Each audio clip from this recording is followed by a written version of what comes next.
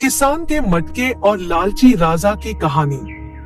एक किसान को एक छोटा सा खेत था और वह उसी खेत में हर रोज मेहनत करके जो फसल होता था उसको बेचकर उसका गुजारा होता था। एक दिन की बात है जब किसान अपने खेत में मेहनत कर रहा होता है तो एक दिन खेत में गड्ढा खोदते समय उसे जमीन में गड़ा हुआ एक मटका मिला। वह मटका आकार में बहुत बड़ा था, इतना बड़ा कि उसमें पूरा का पूरा इंसान ही समा जाए। किसान मटके को देखकर सोचने लगा, अरे इतना बड़ा मटका, इसमें तो एक साथ कई सौ लोगों का खाना बन जाएगा। इसे घर ले चलता हूँ। जब किसी अवसर पर घर में मेहमान आएंगे तो यह मटका काम आएगा। उसने मटके को जमीन से निकाला और खेत के किनारे लगे एक पेड़ के नीचे रख दिया। उसके बाद वह फिर से काम में जुट गया। दोपहर में जब खाने का समय हुआ तो अपनी कुदाली जमीन से निकले मटके में डालकर वह पेड़ के नीचे खाना खाने बैठ गया। खाना खाकर जैसे ही वह उठा, उसकी नजर मटके में रखी अपनी कुदाली पर पड़ी। वह यह देखकर चकित रह गया कि मटके में एक नहीं बल्कि 100 कुदालियां रखी हुई थी।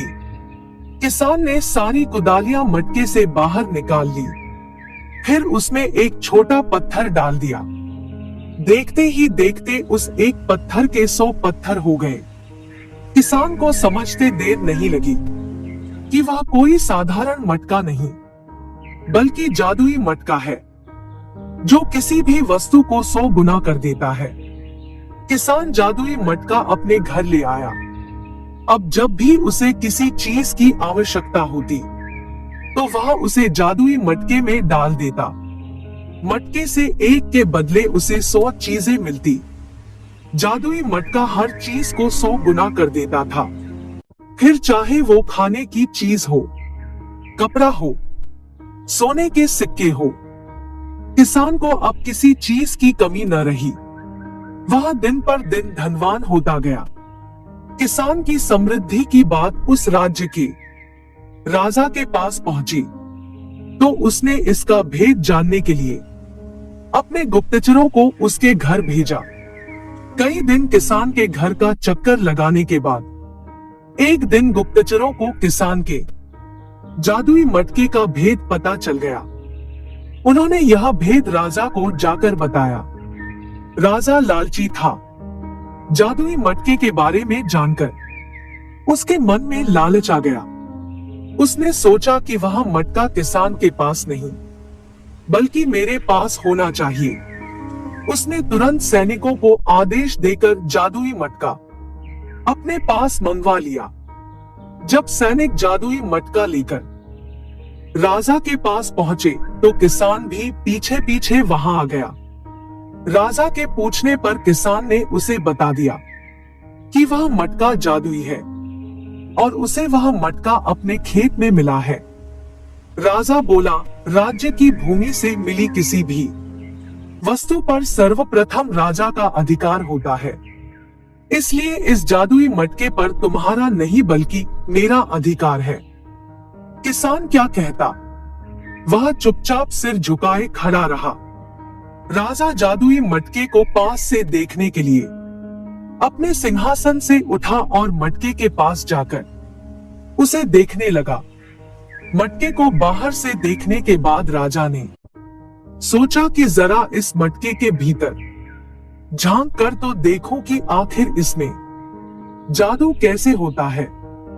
राजा जादुई मटके में झांकने लगा।